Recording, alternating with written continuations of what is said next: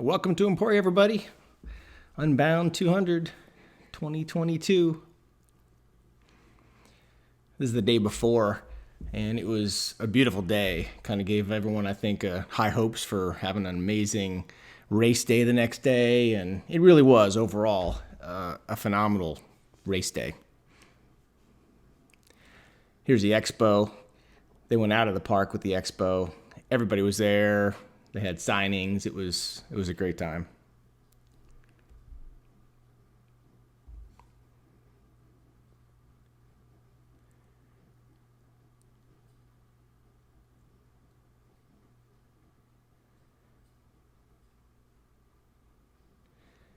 Figured I'd give you a little insight along the way, how I was doing. Here's the Granada Theater. This is kind of the start line. It's right here at the Granada every year. Race morning was nice and cool. The temperature was great. Cloud cover, sunrise was amazing. So lucked out, and as I'm pulling up, actually pulled next to a fellow Orange Mud ambassador. So Jolene got to do her first Unbound 200. Congratulations. As you can see, it was a very large group, and the start was like every start. It's so much fun. There's the atmosphere and excitement of this day. So. And we're off. Unbound continues the 2022 edition.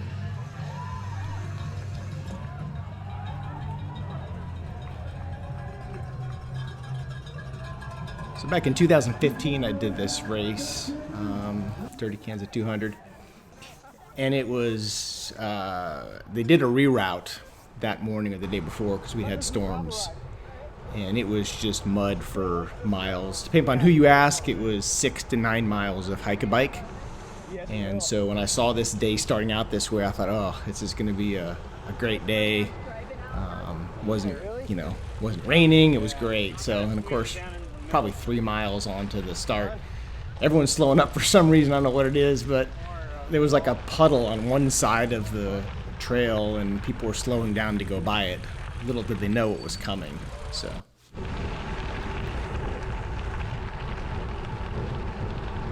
My favorite part of the morning, get these long shadows, this beautiful light.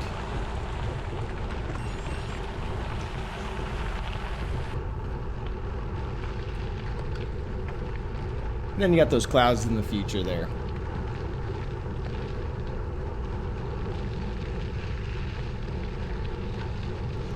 Kind of try to stay within myself and just kind of pedal along, not putting too much pressure down, just trying to get through some things and kind of get into some clearing and find some road I could just ride at my own pace.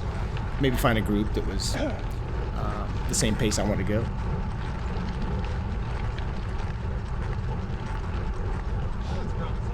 First 20-30 miles, I think, were just outstanding. It was so beautiful. The temperature was perfect. Everyone's in a great mood. This gravel was great too. Great way to start the day.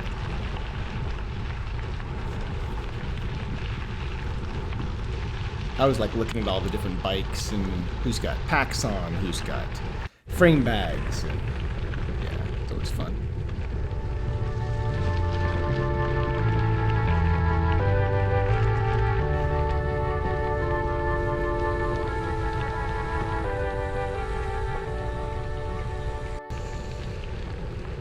I didn't realize it, but I guess my camera got a little bit of mud on it through one of the little crossings. We hadn't gotten any rain yet.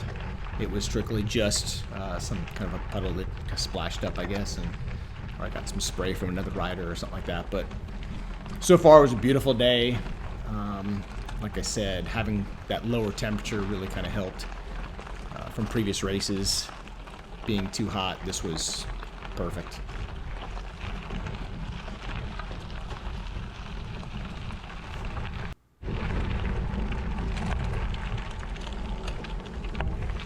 Lots of cattle grates.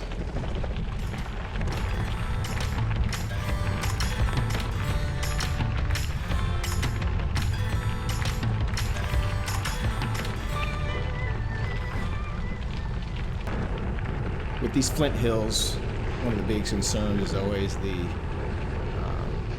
tires. It's probably the biggest question mark everybody has. And of course the descents, if you're not careful like this, unfortunately, looks like there were some tires that hit each other and he went down, unfortunately. So, but with the Flint Hills, the tire choice is kind of key. And when I did the 100, when was that, 2013? I think I went through 7 tubes and probably 8 or 9 CO2 cartridges. I was on a loaner bike that year. 2015, I had a flat tire from probably, I don't know, a good 100 miles in the middle of the race. And luckily got to swap wheels and tire with a friend and was able to finish it that year. But that was my biggest concern. I wanted to have a great year, and I also didn't want to have any mechanicals if at all possible. Where they say you're going to have mechanicals, it's just how quickly you can get through them. So.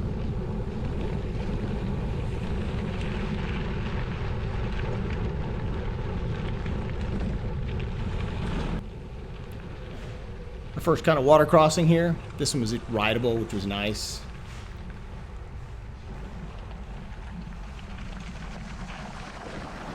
Shoes definitely got wet though.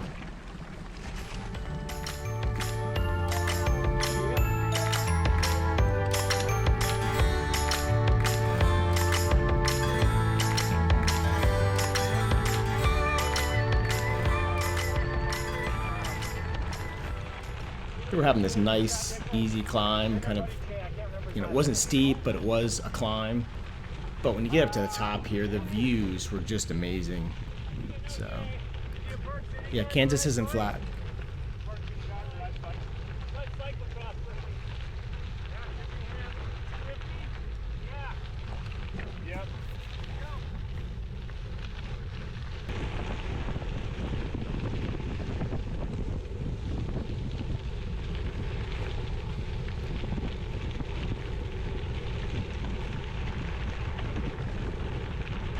I mean, this road just looks like it goes on forever, doesn't it?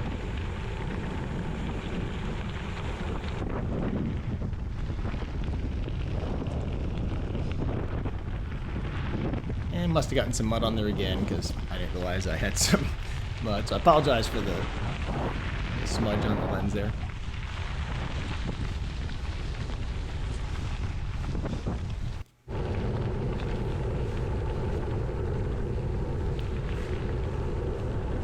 And these little crossings, the concrete's slightly higher above, and sometimes people bomb through here and they're not really careful on their lines. I'd say there was more flats right here, as you can see. There's a couple people here fixing flats, losing bottles. There were bottles all over the course. The first hill, this is what they call Teeter Hill. It's kind of funny this year they've got these banners for each one of the big climbs, but this was the longest climb. It doesn't look all that steep or all that long, but it was.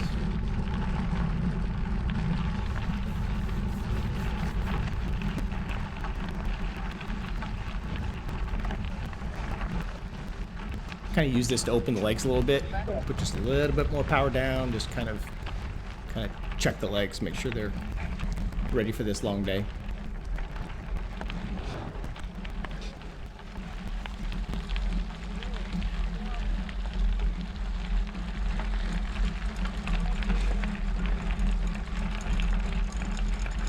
And all along the course, there are these guys or families and kids and farmers, and it was terrific. Everybody's out cheering you on.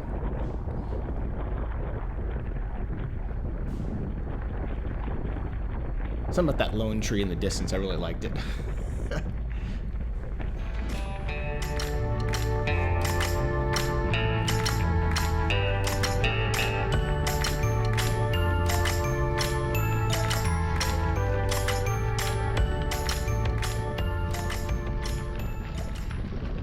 And already some of these creek crossings are starting to get a little bit of mud build up. The trail wasn't muddy yet, but definitely some good crossings you can see here.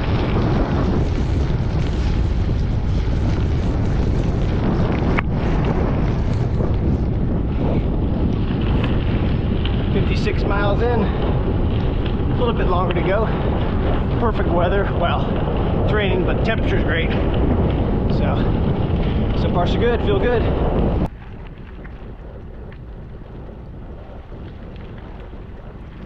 I was definitely feeling great. Legs felt good. Heart rate was kind of within reason and kind of steady. So far it felt like a great day.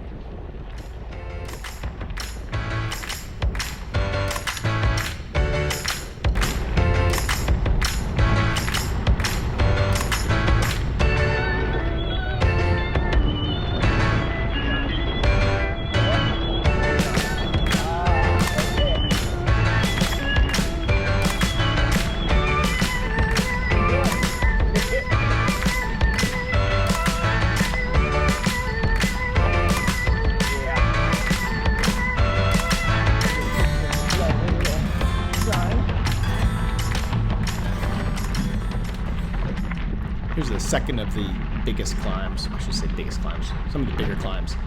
And yeah. Unfortunately, here's where I goofed up on the GoPro and hit the off, so you can get to see the climb.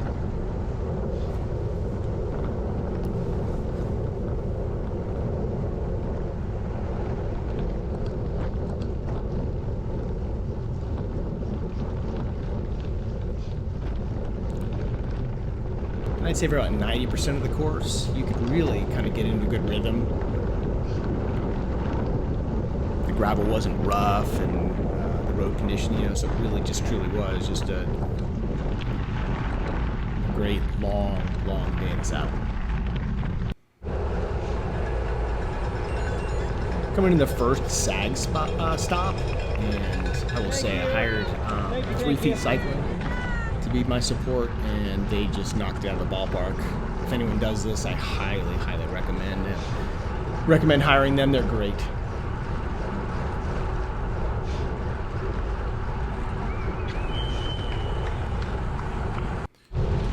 Did pretty well, kept the stops pretty short, and met up with a little group here, and started with 3, and then as we absorbed, pace line going, we absorbed maybe 3 or 4 more groups coming through, so I'm going to say we had 12 or so at the end. Unfortunately, that only lasted a couple of miles, and some of the people we absorbed decided to push the pace a little bit, and it splintered it. So unfortunately, I was hoping we could carry that group all the way through. It's about here I was thinking, talking to another guy, that, you know, we've got a good chance of beating the sun right now.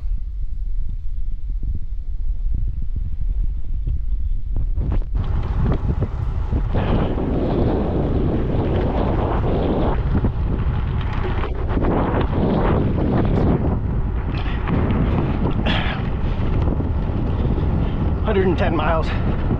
My knees are starting to hurt a little bit. I'm definitely slowing down, but still doing okay.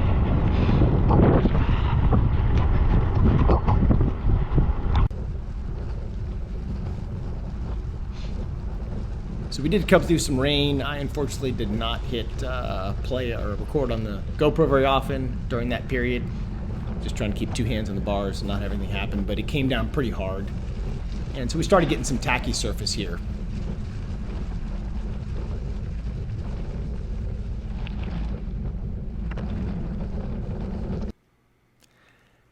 And it was 2015 all over again. The only benefit we had this year was it was flat, and this was like about a mile section, I guess it was. Whereas in 2015, it was, you were climbing like hills in the mud, and it was really deep. My clearance on my back tire wasn't much, so there's no way I could ride this. You had to just pick up the bike and carry it, but I had to stop for 15-20 minutes at the end. There was this creek, and we were all in there washing our bikes and washing ourselves. I'd gone down at least once. It was just filthy. Yeah, so just like 2015, there was some serious hike-a-bike. Thought I had a chance to beat the sun and get under, I think it's 14 and a half hours or something like that. But with hiking the bike for as long as I had to, and then having to go to a stream and washed my bike. Pretty much sucked all the energy out of me. So, we'll see.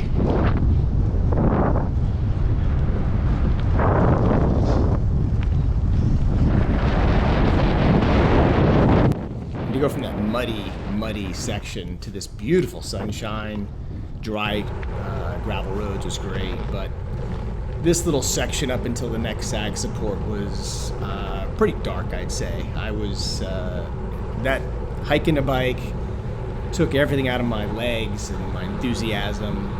Up until that point, I was feeling great. And so the 20-30 miles up to the next support was definitely the hardest of them. My power came down, my heart rate wasn't doing well. But I just knew, let me get to the support, let me see what happens. And with views like that, I mean, this definitely helped a lot, seeing these beautiful views and puffy clouds. It was nice. So.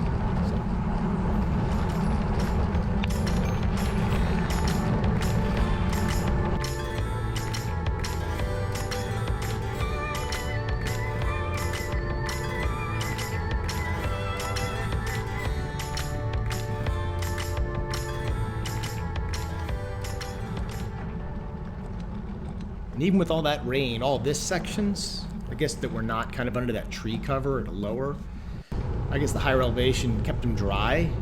Slightly tacky in some places, but in general, they're great conditions. So just that swamp we went through was a little rough.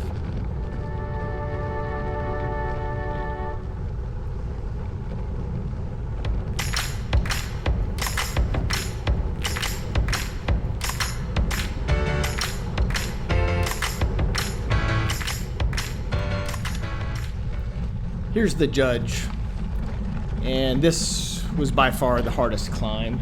It came at, I think we were at 140 miles, I'd say, maybe, something like that. And looking in front of me, every single person is walking this climb. I didn't see anybody ride it when I was around. I think I could have climbed it. I was telling a friend, this is the only hill I've walked my bike since doing Leadville 50, God, 10, 15 years ago. But I knew I could climb it, but then I wouldn't have the legs to finish. So I made the decision just to walk up the second half of that climb. The view is beautiful.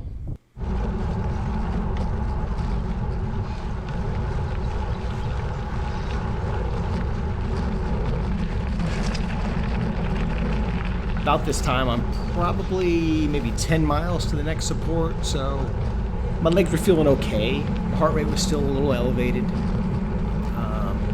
but I started to feel a little bit better, just kind of, the last 20, 30 miles moving the legs.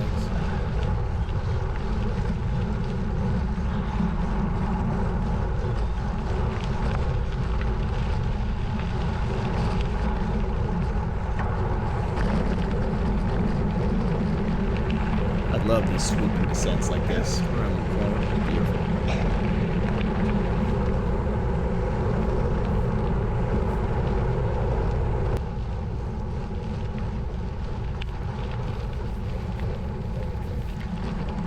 So here I'm going to turn onto the road, which is the final, it's a mile and a half from here to the next turn off to the support.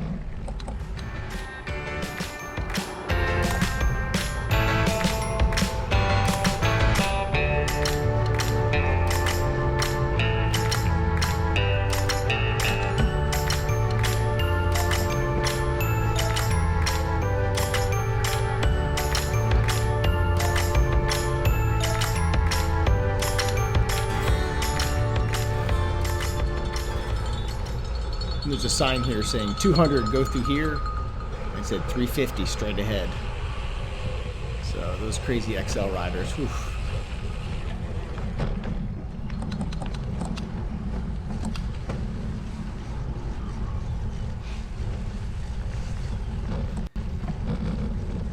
So with this support, I decided to stay a little longer.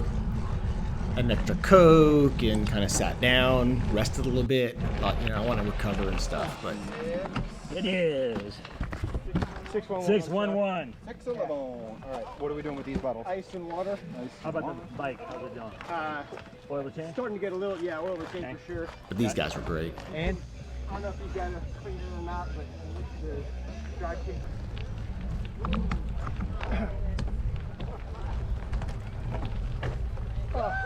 And one thing I did wrong is when I left here, this is actually my second time leaving this stop.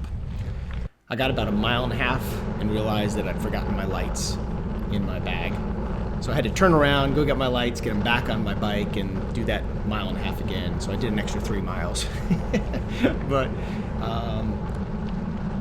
you know, before the mud section, I thought for sure I'd beat the sunset. So I wouldn't need the lights, but I needed the lights.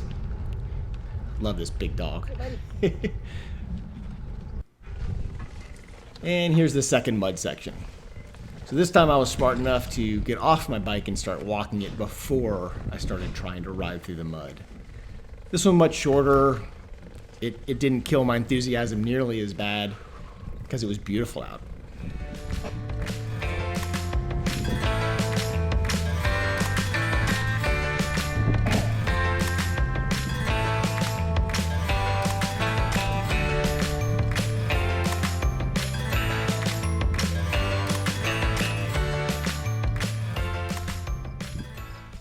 There's some videos online, you can see the pros that it just, you know, they came through here before it turned into just complete soup and mud. So they just blew through here. I caught this guy and we rode pretty much to the finish line together. So we kind of traded off pulls for a little while. In the beginning, he definitely was pulling more. And then he started fading and I kind of caught my breath. But it was nice not to be solo again. Someone to talk to and hang out with, so.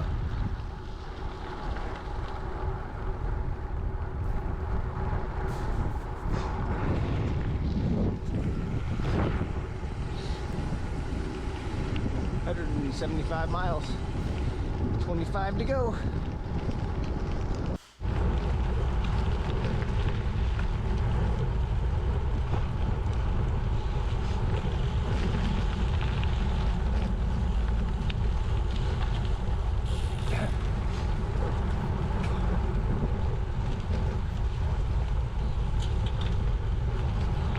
Starting to get that beautiful light again I like, the long shadows.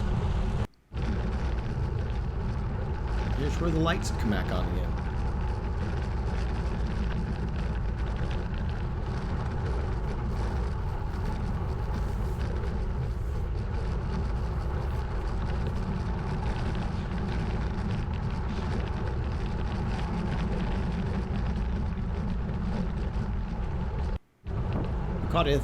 Caught up with 2 guys and rode in a little bit with them. That was kind of nice. We had like 4 of us kind of trading off a little bit.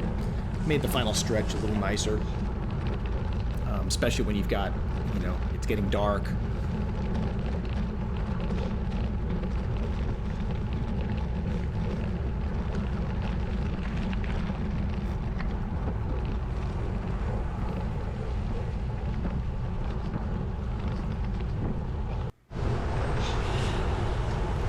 Tunnel into the highway and turn around toward the service road of the highway in just a bit here.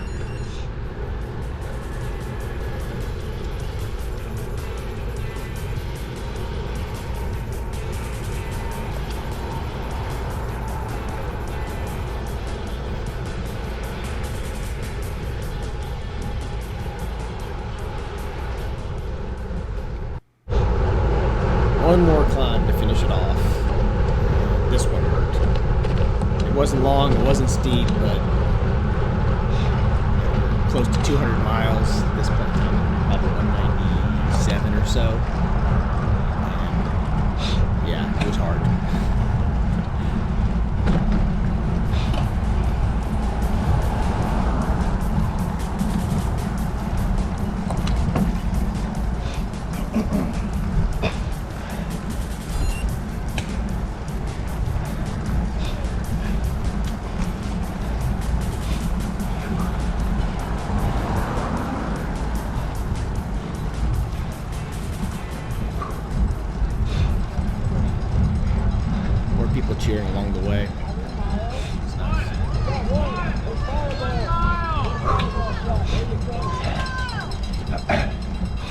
it, get it.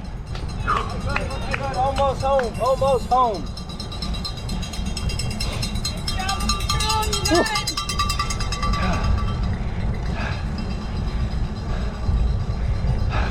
Make this right turn, head into campus, and it was nice. I think got that burst of it's almost over. So I felt good from this point on for sure.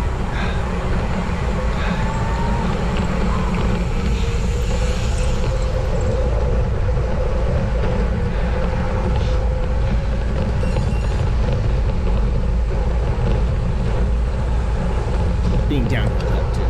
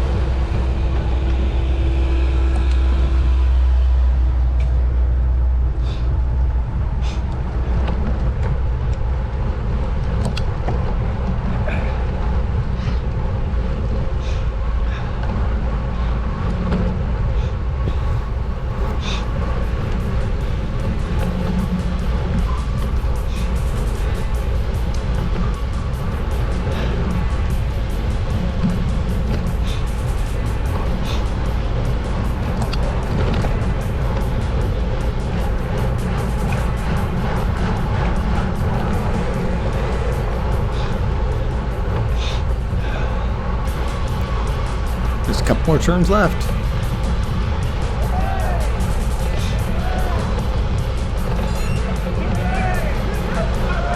Thank you, guys.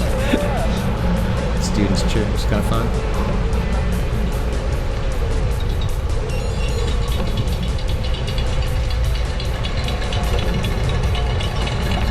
And into the chute. Into the finish line.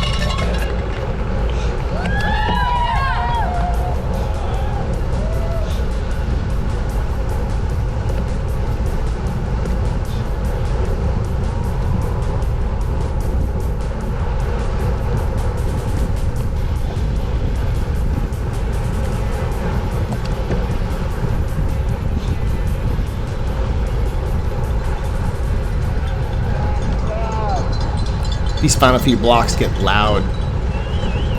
As you get closer and closer to the finish line, there's more and more people along the sides, and they're all cheering, and they've been there all day with seats and just cheering everyone on. It was a great day.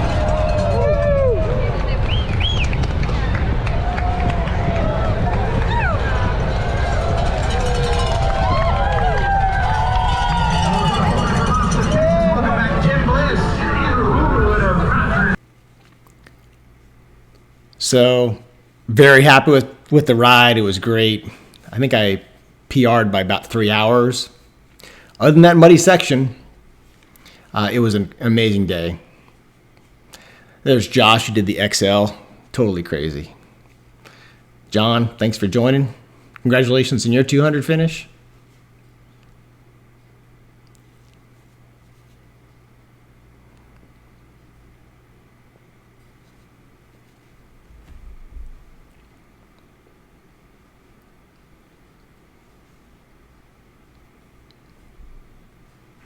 Yeah, 3 feet cycling.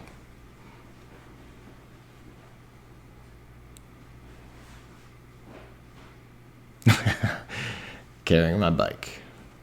Yeah. There's us all washing our bikes.